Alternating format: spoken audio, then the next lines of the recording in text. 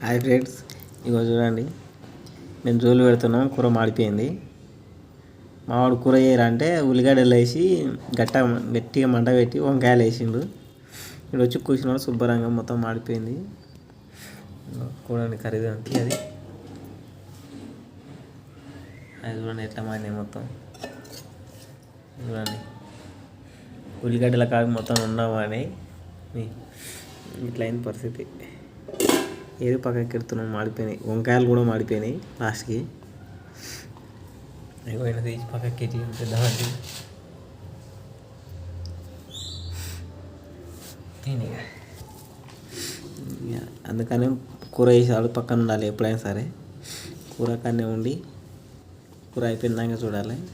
లేదంటే నున్న అవుతాయి మొత్తం మాడిపోయినాయి. అట్నే ఎరుక తింటున్నాం.